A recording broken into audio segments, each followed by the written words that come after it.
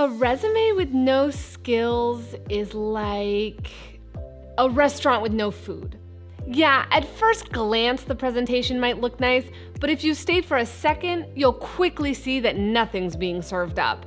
So skills are a main function of your resume. But a recent survey found that in some situations, only 30% of candidates are getting this part right. For example, did you know that there's actually 3 key places to add skills to your resume? That's where I can help. I'm Anna, a professional career writer here at Resume.io, and in this video, I'll walk you through each step of adding the right skills to the right places on your resume. Let's get started.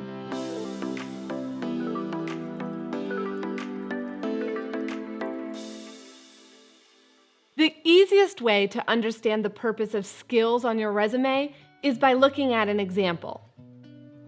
I've got a pretty straightforward resume here. This one is for a server. I started with the restaurant analogy, so let's roll with it. The first place I'm going to strengthen the skills offerings is in the summary. This paragraph at the top of most resumes is the one place you can really connect with the hiring manager and show them what type of work style and personality you have. It's also a critical section for skills. I don't have much space here, so I want to pick the essential abilities that are going to draw the hiring manager in and encourage them to keep reading the rest of the resume. To do this, I'm first going to look at the job description. This is like your skills cheat sheet. Look for the hiring manager's priority and add them to your resume, as long as they're true for you. Great. Here we can see that this summary for a server balances hard and soft skills. So technical or learned abilities with more innate qualities, both of which are important to hiring managers, especially in a role like server. So now that we've finished the summary, we can move on to the second most important place for skills, the employment history section. At face value, this section is about your experience. But it's really also about the skills you learned in each of those previous roles. Since we have the space here to add a few details, I'm going to go a little more in depth about what the candidate knows how to do and how it was advantageous to the restaurant. You'll want to avoid repeating the same skills in every previous job. Maximize all this space by adding different skills under each position and expanding on them with numbers, action verbs, and concrete information. Okay, so this is looking pretty good.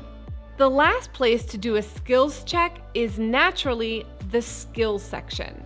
Ironically, this section can actually be one of the hardest places to effectively communicate your strengths because it's usually done in a bullet point format. That means that you only get a word or two to describe each skill. But let's remember what the goal here is. First, to quickly communicate to the hiring manager your areas of expertise. And second, to get past those resume scanners, also called applicant tracking systems, by adding keywords from the job description. So we can use this section to match the company's priorities with a mix of hard and soft skills.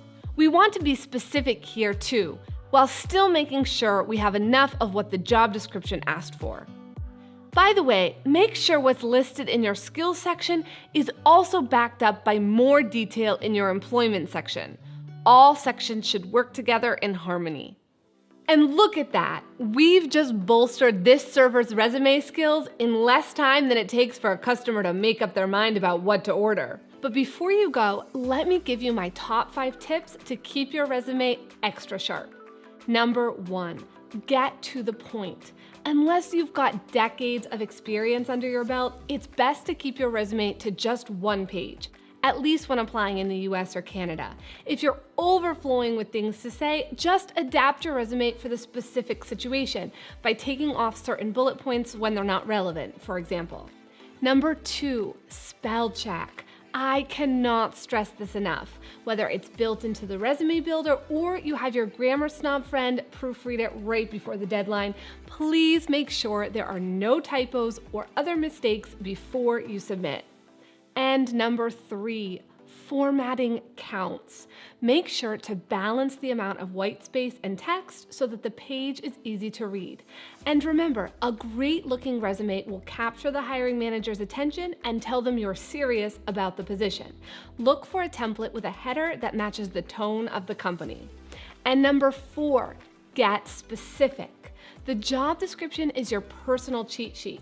Look for duties and skills that are important to the employer and put them on your resume while being completely honest about your experience. And number 5, save it right. If you're emailing or printing, a PDF is the way to go because the formatting won't change between computers.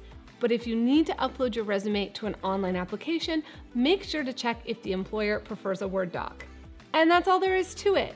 You've got everything you need to write that job-winning resume.